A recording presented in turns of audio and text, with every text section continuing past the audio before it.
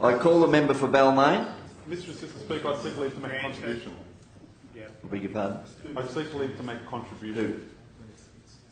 Is leave granted? You're right. Leave's granted. Thank you, Mr Deputy Speaker. I appreciate the opportunity to make a contribution.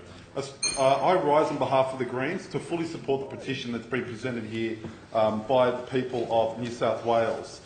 First, I want to pay tribute to those workers and unions that made such a significant commitment as part of their struggle to retain jobs and steel in the Illawarra. Also, I want to acknowledge the role of the government in making their contribution in terms of the payroll tax deferral. But it's clear that more needs to be done.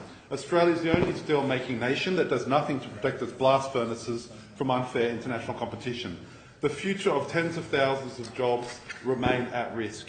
It's important that governments continue their commitment to ensure that the approach that we've seen, a collaborative approach, can continue. Australia has already lost so much of its manufacturing industry, and as a nation and as a region, the Illawarra cannot afford to lose any more. It's clear that governments, we know, spend billions of dollars of taxpayers' money on new railways, schools, roads, hospitals, and we need to have a commitment to steel that is quality steel, made in Australia by Australians, used wherever possible.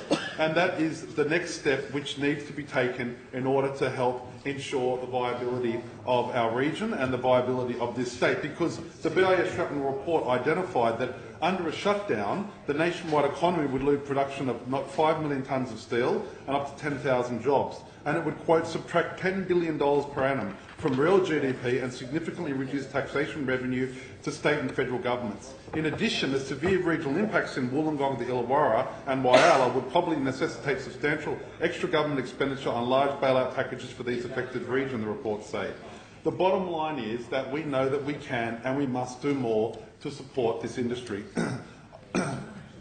It's critical to acknowledge that local steel content, as the BIS report recommended, at 90% will make a significant difference. Yes, it may cost more, but it will keep local steel makers in production and it will ensure that these jobs can continue to prosper into the future. We know that steel is a big emitter of greenhouse gases that are affecting the climate, but it doesn't matter where steel is made, millions of tonnes of carbon dioxide will still be released. We know that making steel locally is preferable because of the reduced transport costs and greenhouse footprint as a result of transport. There are new developments in steel making that can cut the use of coal, reduce it and replace it with new technologies. We believe the Illawarra can be a world leader when it comes to low coal steel. Getting ahead of the rest of the world will open up new markets as industrialised nations look to cut their carbon footprints.